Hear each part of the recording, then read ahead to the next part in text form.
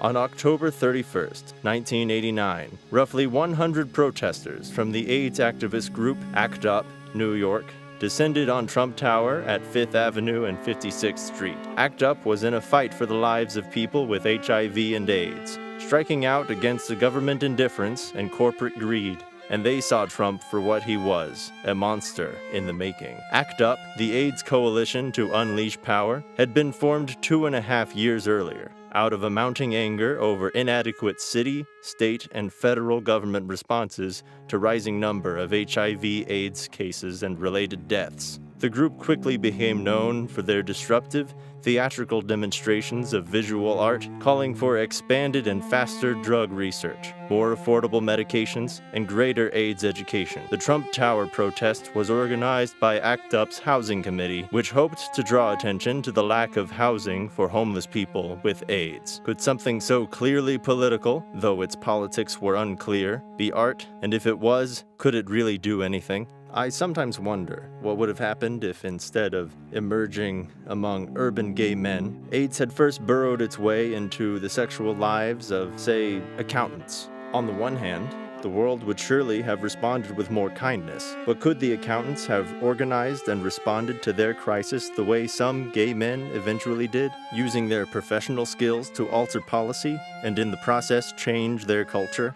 Would we have, as a result, a fabulous trove of new accountancy procedures?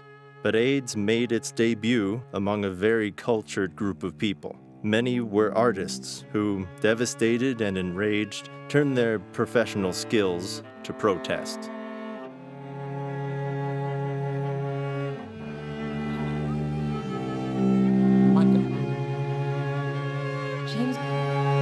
Sylvania, Suzanne, Trixie, Vincent, John, Brad Pérez, Ronnie, Ginger Taylor, David Mantle, David, Michael,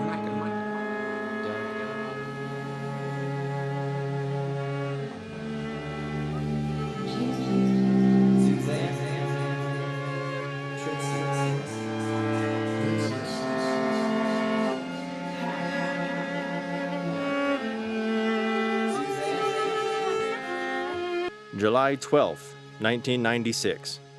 Cocktail opens new chapter on AIDS. Scientists are heralding a new chapter in the history of the AIDS pandemic, with the advent of a potent new drug cocktail that may drastically reduce the level of HIV in the blood and even stop the virus from replicating. On the final day of the 11th International Conference on AIDS in Vancouver, Canada, the less cautious were predicting that a cure was in sight for the disease which has killed almost 6 million people so far.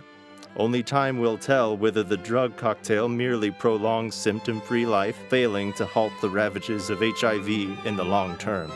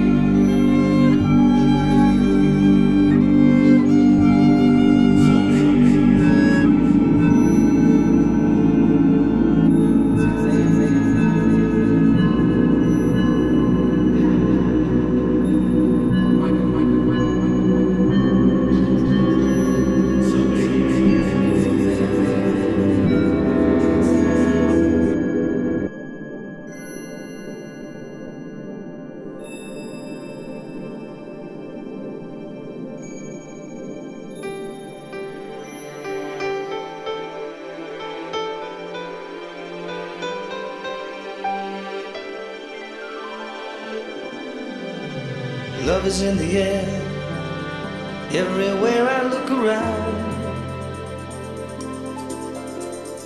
Love is in the air, every sight and every sound.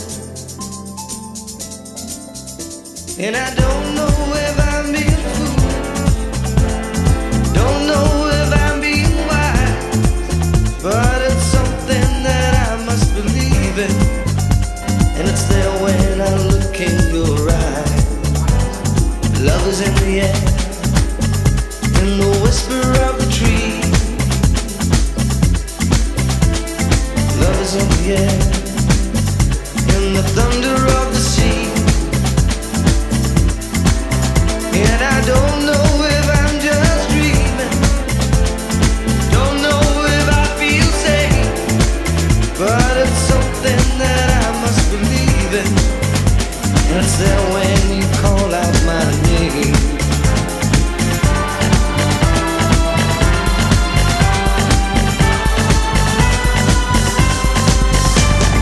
Love is in the air, love is in the air. Oh, oh, oh, oh, oh.